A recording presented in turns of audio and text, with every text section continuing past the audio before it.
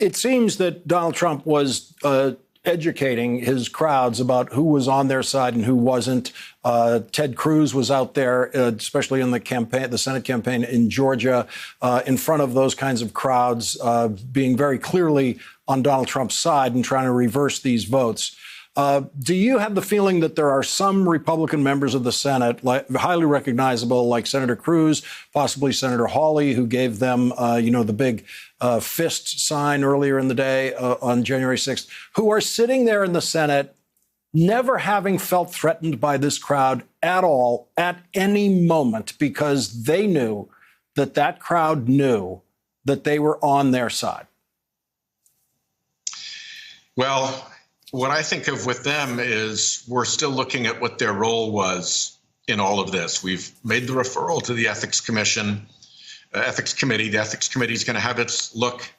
But when you look at the evidence today about the president's call to Senator Tuberville, asking him to delay the proceedings, to add objections, to spread it out, you can see that it's like a pincer move. On the one hand, you're getting your mob up to the Capitol to do this damage and to disrupt the counting of the electoral votes. But at the same time, you've got to open the window of time during which those electoral votes are counted in order to allow the mob to have its effect, to actually do the damage, to perhaps catch someone, but at a minimum, to be able to disrupt.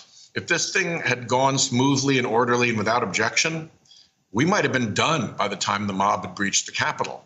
So there's a possibility of there having been some connivance between those who tried to create the delay and that being used to open a window long enough that the mob could fight its way in and disrupt the count.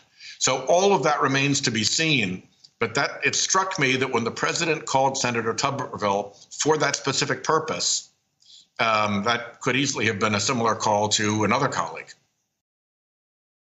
Hey, thanks for watching our YouTube channel. You should know that you can follow today's top stories and breaking news and catch up on your favorite MSNBC shows all in one place.